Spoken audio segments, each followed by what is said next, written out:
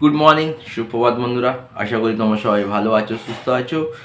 আর একটা নতুন ভিডিও নিয়ে চলে এসেছি। এই ভিডিওতে কথা বলবো ইন্ডিয়া ভার্সেস সাউথ আফ্রিকা 2024 যে T20 সিরিজ চলছে, সেই T20 সিরিজের আজকে থার্ড T20 ম্যাচ।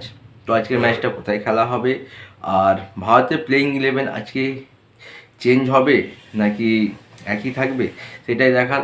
কারণ দেখো, প্রথম T20 ম্যাচে টিম ইন্ডিয়া দুর্ধর্ষ পারফরমেন্স করেছিল। আর সঞ্জু স্যামসনের ব্যাট থেকে একটা ইনক্রেডিবল নক এসেছিল, তার কেরিয়ারে সেকেন্ড সেঞ্চুরি এসেছিল অ্যাজ এ কিপার ব্যাটসম্যান। কিন্তু সেকেন্ড T20-তে সাউথ আফ্রিকা কামব্যাক করেছে, ফাইট ব্যাক করেছে, টিম ইন্ডিয়াকে 3 উইকেটে হারিয়েছে। খুব অল্প রানের মধ্যে টিম ইন্ডিয়া ব্যাটিং লাইন আপকে সীমাবদ্ধ রেখেছিল এবং ভালো একটা ম্যাচ দেখতে পেয়েছি। তো আজকে থার্ড T20, তো আজকে কী হতে পারে সেটা এখন এই ভিডিওতে কথা বলবো। দেখো, আজকের খেলাটা হবে সেঞ্চুরিয়ান গ্রাউন্ডে। তো সেঞ্চুরিয়ান বেশ একটা ভালো মাঠ, আর এখানে ব্যাটসম্যানরা একটু ভালোই সাহায্য পায় পিচ থেকে। তো আশা করবো একটা বড় স্কোর আমরা দেখতে পাবো। সেকেন্ড T20-র মতো লো স্কোরিং ম্যাচ হবে না। এবার যদি আমরা স্কোয়াডের কথায় আসি, কি আজকে কি ভারতের প্লেইং ইলেভেনে কি কোনো চেঞ্জেস হতে পারে? দেখো, অভিষেক শর্মাকে অ্যাজ এ ওপেনার আমরা পরপর দুটো T20 ম্যাচে দেখেছি, এর আগেও দেখেছি, কিন্তু অভিষেক শর্মার ব্যাট থেকে সেরকম কোনো পারফরমেন্স আসছে না। তো তার জায়গায় কি আজকে আমরা অন্য কাউকে দেখতে পারি? যদি আমরা তার পরিবর্তে দেখি, তো অবশ্যই আছে জিতেশ শর্মা। জিতেশ শর্মাকে আমরা খেলাতে পারি। এবার জিতেশ শর্মা জায়গায় যদি আমরা অন্য কাউকে দেখি, তাহলে সেটাও হতে পারে। এছাড়া রমনদীপ আছে, রমনদীপকেও আমরা প্লেইং ইলেভেনে হয়তো দেখতে পারি আজকে।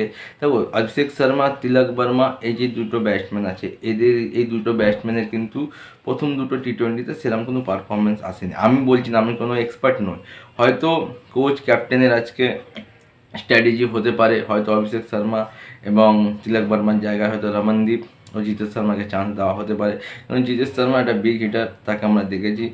আর রমনদীপও বেশ ভালো খেলে। যদি আমরা তিলক বর্মাকে উপরের দিকে, তিলক বর্মার জায়গায় যদি আমরা রমনদীপকে খেলাতে, রমনদীপ যে কোনো পজিশনে খেলতে পারে, সেটা আমরা IPL-এ দেখেছি। আর এছাড়া যদি বলিংয়ের দিকে দেখি, আমাদের বলিং লাইন আপ বেশ ভালো আছে। বিশেষ করে বরুণ চক্রবর্তী, যে দুটো T20 ম্যাচে বেশ ভালো পারফরমেন্স করেছে। সাউথ আফ্রিকার ব্যাটসম্যানরা তার তো বল বুঝতেই পারছে না। আর আমাদের যদি পেসারদের কথা বলি, আর্শদীপ বেশ ভালো বল করছে, তার সাথে রবি বিষ্ণয় আছে, হার্দিক পান্ডিয়া আছে, প্রত্যেকে বেশ ভালো পারফরমেন্স করছে। কিন্তু সাউথ আফ্রিকার যদি কথায় আসে, সাউথ আফ্রিকার কিন্তু ব্যাটসম্যান যদি বলি, মেন যদি যদি স্তম্ভ যদি বলি, David Miller, Heinrich Klaasen, Reeza Hendricks, এই তিনজনের ব্যাট থেকে কিন্তু এখনও কোনো বিধ্বংসী ইনিংস আসেনি। তো আশা করবো এই তিনজন যদি আজকে একটু ফর্মে ফেরে, তো একটা ভালো ম্যাচ আমরা দেখতে পাবো। তো আপাতত এইটুকুই। যদি তোমাদের কি মনে হচ্ছে, আজকে কি ভারতীয় প্লেইং ইলেভেনে কোনো চেঞ্জেস দরকার আছে, নাকি যে টিমটা খেলছে সেই টিমটাই খেলানো উচিত? কেন দেখো, T20 সিরিজ, চারটে T20 সিরিজ 1-1 হয়ে আছে। তো আজকের ম্যাচটায় যদি আমরা কোনো এক্সপেরিমেন্ট না করে যদি সেই কম্বিনেশনে যাই, সেটাও ভালো। আর যদি মনে করি কি আজকে আমরা কোনো চেঞ্জেস করবো, তো সেটাও আমরা দেখতে পারি। সেটা কোচ আর ক্যাপ্টেনই ডিসাইড করবে। তো অবশ্যই এই T20-র উপর সবার নজর থাকবে। যদি ভিডিওগুলো ভালো লাগে, লাইক করে দাও, কমেন্ট করে দাও, শেয়ার করে দাও। দেখা হচ্ছে একটা নতুন ভিডিও। টাটা।